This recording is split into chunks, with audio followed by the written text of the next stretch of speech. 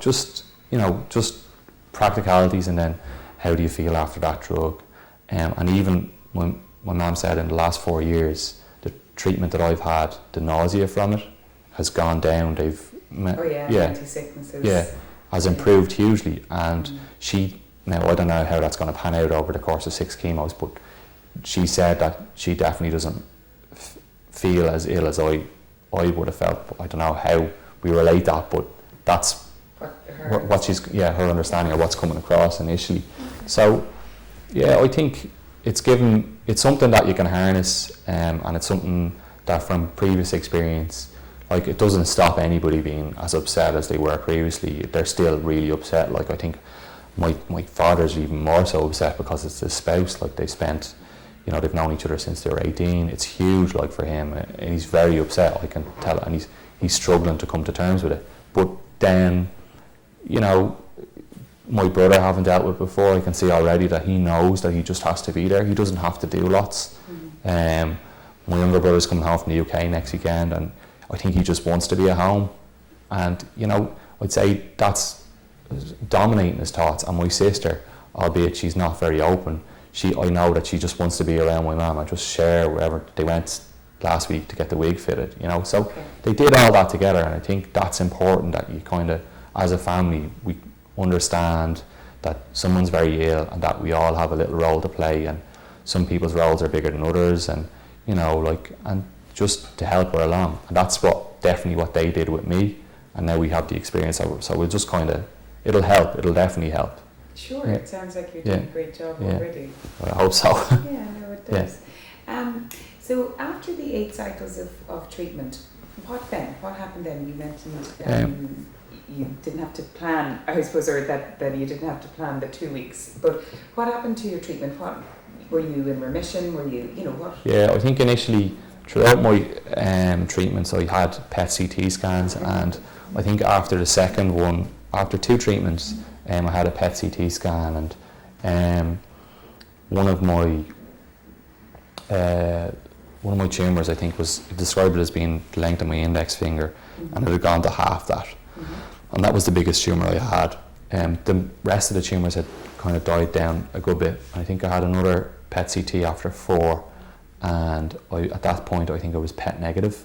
And definitely after 6, if I wasn't fully PET negative after 4, after 6 chemos I was PET negative, which meant that I had no tumours, or there was nothing was growing anymore, is the best way to describe it in layman terms. And I was kind of cured, but the last 2 treatments that I had were insurance, was how they were described to me. So I think initially the first 2 chemos that I had killed most of the tumours down. The third and fourth then brought it to a point where it was like wasn't growing anymore, and 5 and 6 just like wiped it, and 7 and 8 then were just insurance. And what has your life been like subsequently? Are you still connected to the hospital? Yeah, I come into the hospital every 6 months. I have my bloods done, maybe the week before, or sometimes on the day. The results of them then come to the consultant. I go to that consultant's clinic. They just ask me about what's going on. The same thing, first thing I come in, the first thing they say to me all the time is, you're a success story. Like, that's what I think they like seeing you. And then they come in. Why do you think that is? Because in their role as a consultant, I assume they see an awful lot of negativity around cancer, and they see death, and they see, more often than not, maybe, I don't know, there's the outcome is not good, but when they see someone that's a success story, it's something that they cling to, and they want to cling to, and rightly so. At any stage, did you think you were going to die? No, and it wasn't something that I considered. Initially, I think when Dr. Thornton spoke to me in Blanchardstown, he stood at a radiator. It was like, it's one of the things that will always stick with me. He stood at a radiator, he sat up and he said, you have non-Hodgkin's lymphoma type B. He said, this is a very serious illness, but it's very, very treatable. And he never said death, but I knew by the way he said a very serious illness, he meant you have cancer and you could possibly die. That registered with me then, but I blocked it out straight away. It's only now that I really know that that's what he was saying to me. But I don't think I ever considered death, because I was on a ward and everyone around me was alive, albeit they were very sick. I never thought I was going to die. And it wasn't until afterwards, I mean, like I said, I was very cyclical in my approach to my chemos, and that kind of period afterwards, when I went on that holiday, then a realisation was there, I actually could have died, like, you know, this was very serious. How has it changed your life?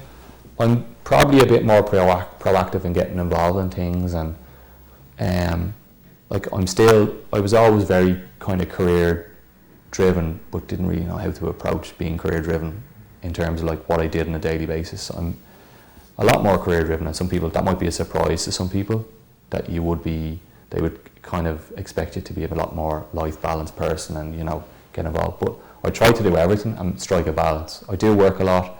I've got involved in things like cycling.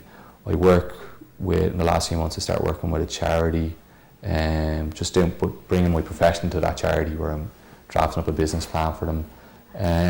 What do you see as the connection between the diagnosis and you being more career driven or ambitious? What's your reading of that? I just think I'm a bit more, I remember I had a conversation with my mum about a year ago, and I just said, you know, I want the same things that you and Dad have. I want a family, I want a home, that's all what I want.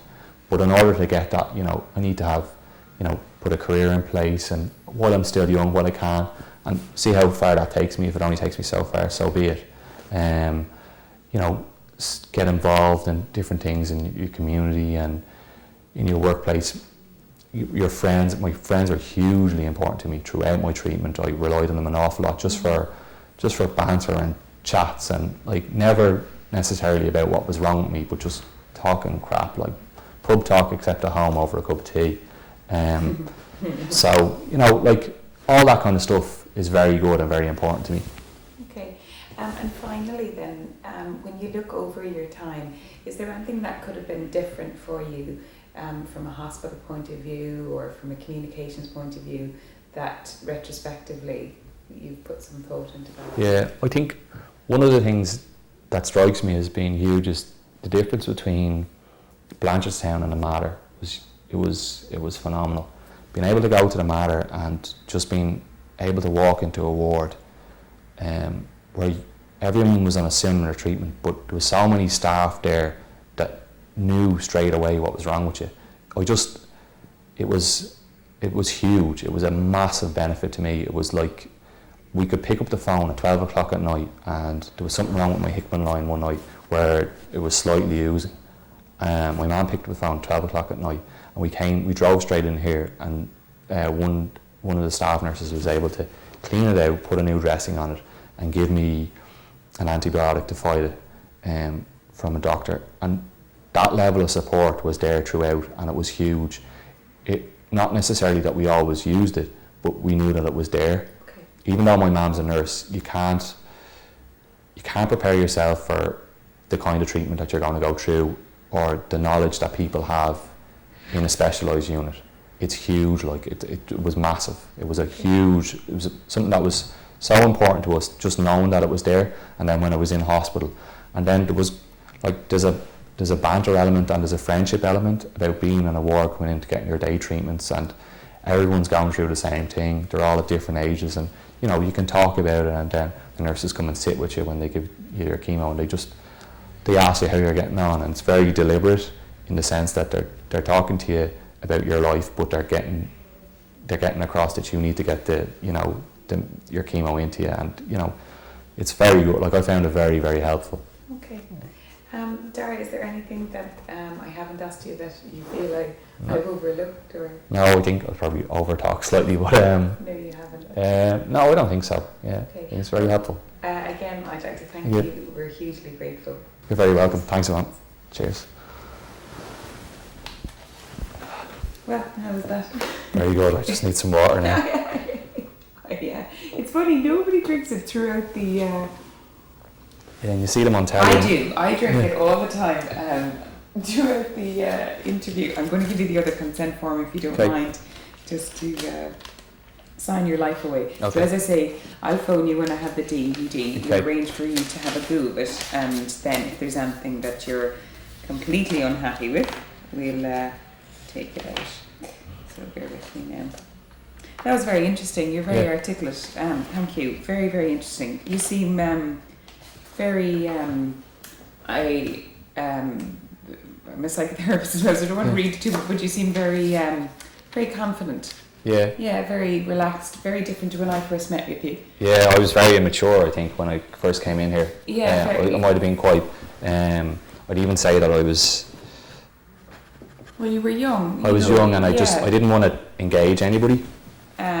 Yeah, and that's okay. That's your prerogative. Do you know what I mean? That it's not about but it's interesting to see. Yeah, how you've developed over the. Because you're much younger than me, but yeah, like when someone like that comes in, I'm 35. What, you're 30 now? Just 30, yeah. But like when someone young like that comes in, you know, you're thinking all the time. Obviously, well, it could be me. There's no reason as to why you have it and I don't. And yeah, you're very, very, very calm, very versed, very logical. Yeah. Yeah, I think some of that's, probably relates to my career as well, but I think I've kind of, this is, like, having that just changed me hugely, like, just massively, even in the sense of what I wanted out of life, like, you know, I think that would have naturally happened anyway when you become 26, but yeah, definitely. But it seems you've, I'm sure your parents are incredibly proud of you, Darragh. So they are, and I hope that everything works well with them. So it is, young love is great. Did you ever go to Stonehenge? No, I've never been for a term ever since. You should. Yeah. Yeah, well, even before, like, speak to your GP about it, and I know you're not trying now or whatever, but that may shed, do you know what I mean? That may alleviate some worries, like, potentially. Yeah, I don't know, but like you can, maybe it's not the right time for you to do it now, but yeah, you seem quite that you would like to be a family man, and those are traditional values that you'd like. So like it's not certainly not going to harm you. And it may in fact